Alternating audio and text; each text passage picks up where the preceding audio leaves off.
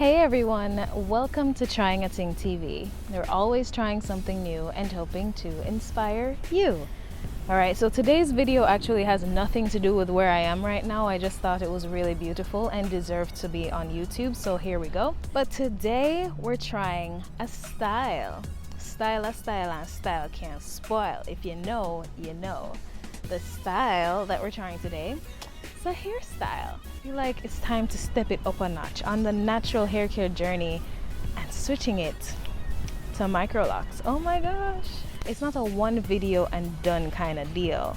This is the start of my journey. So if you want to see progress, you're gonna have to, hit subscribe and see the rest of the videos to come and see how the journey is progressing. But without further ado, here we go, trying a style and trying a thing TV.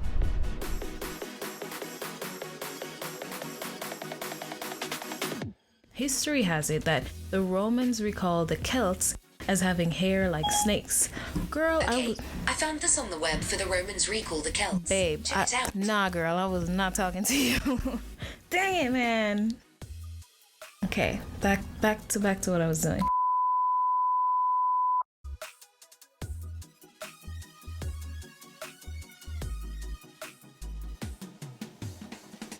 I just want to hear iron like a lion in Zion. I want to hear some Bob Marley.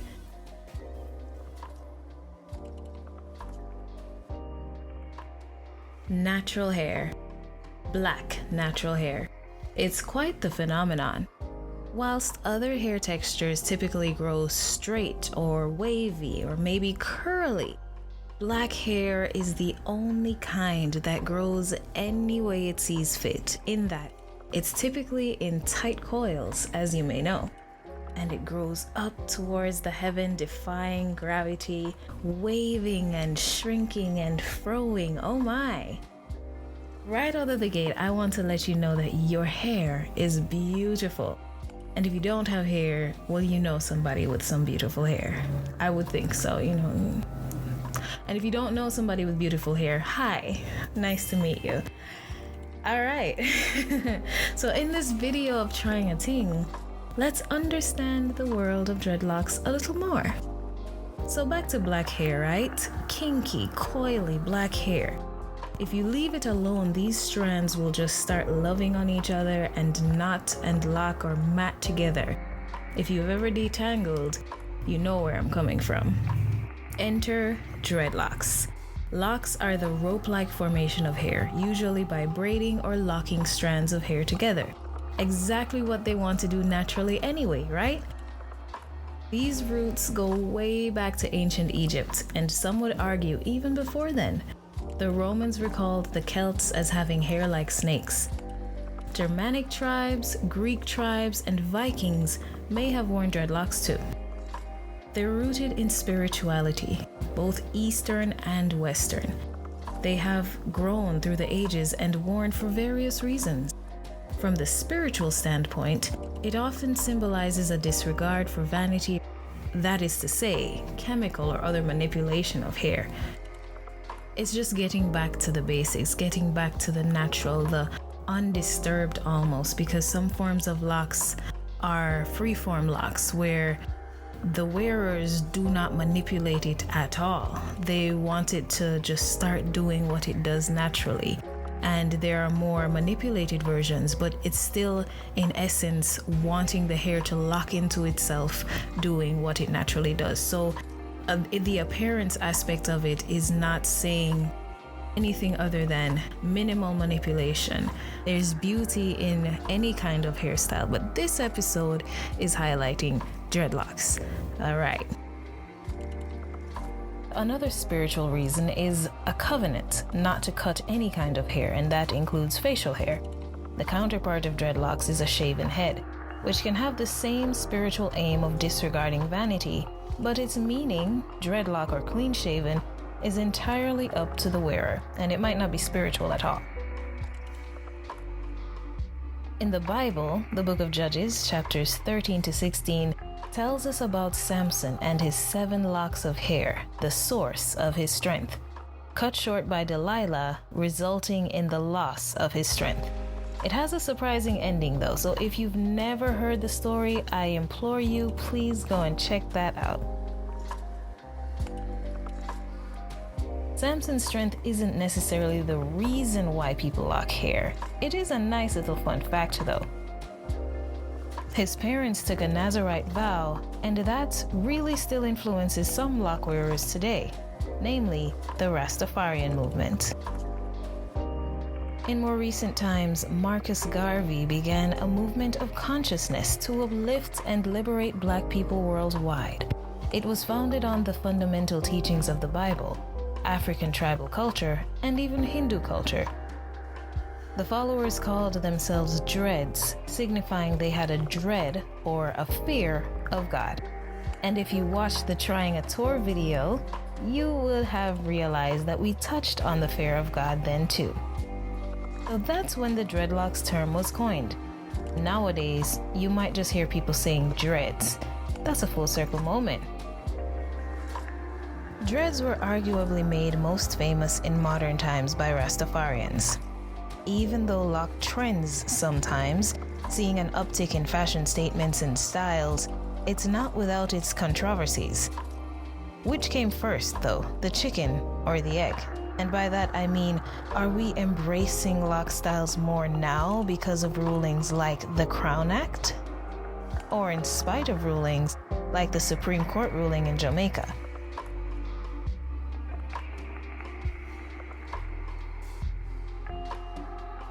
It's a fashion statement, it's a naturalistic statement.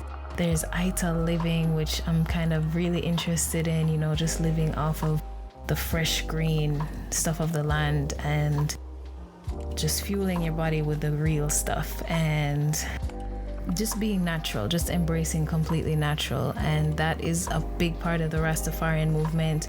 That's a part of the Nazirite vow as well. It was not just not cutting the hair, it was abstaining from certain activity and not touching certain things and just keeping a very a specific commitment to the lifestyle that you're living. And that's pretty special. If we can commit to something like growing your hair or allowing your hair to grow in its natural state, that says a lot. It takes a lot of patience, based on the research that I've done to get to the place where you feel like you want your hair to be. And we should enjoy every single part of the journey because every single part of the journey is beautiful. Today, dreadlocks can be worn as a statement of non-conformity, love, and solidarity. It can represent spirituality, natural appreciation, and it is a conscious lifestyle choice I don't see ending anytime soon. Some people just simply like the look of locks, and locks have taken off, worldwide.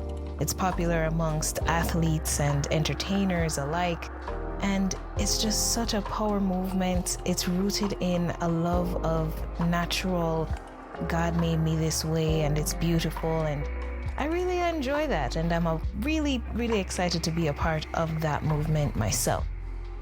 Locks can be started in many different ways. There's palm rolling, two-strand twists, braiding or plaiting, instant lock.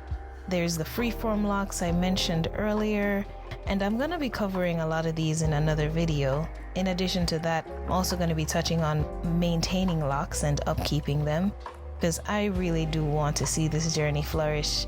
So that's going to be in a future video, but right now I just wanted to give a brief history of dreadlocks. Quite honestly, there is such a rich history, and I definitely encourage you to take a look into it further if it fascinates you too, because it certainly has fascinated me for some time. And it's beautiful. Locks have a beautiful story. They start off, and then there's a teenage stage or a baby stage. There's the starter stage, there's budding, there's maturity. Just like life, there are different stages of locks, and they are unique to every single person who has them, and they're beautiful in their own way at every single stage, just like life. Now, this really brings me to the words that have been speaking to me. They've actually been on my heart for a couple weeks now, And I just think, starting locks, what better verse could I use? I mean, there are a couple other verses I could use for sure, but right now, the words that are speaking to me are coming to you again from the Bible, of course, in Ecclesiastes 3 verses 9 to 12. And it simply says, "What do people really get for all their hard work? I have seen the burden God has placed on us all. Yet God has made everything beautiful for its own time. He has planted eternity in the human heart, but even so, people cannot see the whole scope of God's work from beginning to end. So I concluded there is nothing better than to be happy and enjoy ourselves for as long as we can." Wow. So this verse is a hype me up verse. These set of verses are hype me up verses. Absolutely. Enjoy life. And I absolutely love it because the verses prior to these are super popular. It's basically the set of verses that talk about everything having a time or a season under the heavens. And it's saying there's a time to plant and a time to reap, and there's a time to mourn and there's a time to laugh. And that's really true, whether you're a biblical person or not, that's true of life. There's a time and a season, every single thing. And I really also love these verses because it says God has made everything beautiful for its own time, not our time, but his time. And God made time. So I could get into it deeper, but I'm just going to leave it right there and equate it to just the journey of locks, We can't see the end from the beginning, but we know that it's a beautiful journey ahead of us. It's the same way with life, and it's the same thing that these verses are saying. Yo, just enjoy life. The words literally says, be happy and enjoy ourselves as long as we can. Let's do that. Let's keep doing that. And if we're doing that already, thumbs up to us, because keeping a positive mindset and enjoying life when things are so crazy outside, it's kind of tough sometimes, but those are my little words of the day. I hope you enjoyed them, and yeah. So this is it. These are my StarterLocs. 2 strands twist used to start these locks. Now, locks can be started in many different ways. It can be by braiding or plaiting. 2 strand twist. There's instant locks. There's many different ways that you can start locks. But here we go. This is what mine looks like. StarterLocs. I'm so excited to be on this journey, and I'm excited to have you on this journey of me trying a thing, trying a style, a hairstyle, a lifestyle. I'm changing it up and so happy. Like, I've done a lot of research on this, and I've even spoken to people with locks, and it turns out that, I keep hearing this common thread, even among the people I speak to, is that they wish they'd done it sooner, and they keep hearing people say, I wish I'd done it sooner. Well, I'm just starting.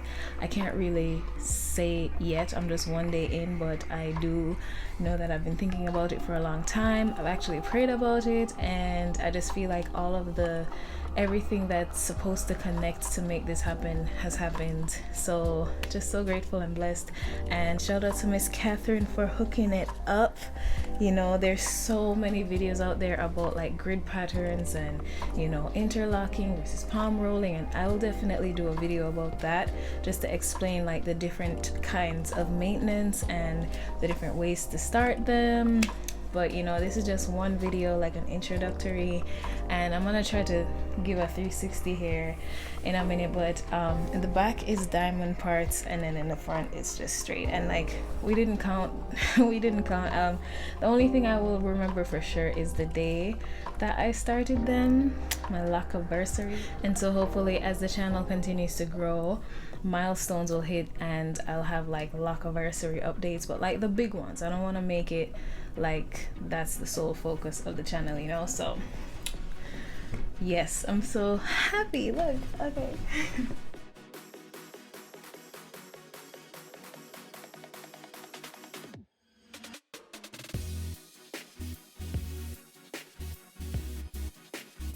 And so far, you know, loving it. So yeah, locks. Now if you want to see more of the journey as my hair continues to grow, you know, it's going through a lot of different phases.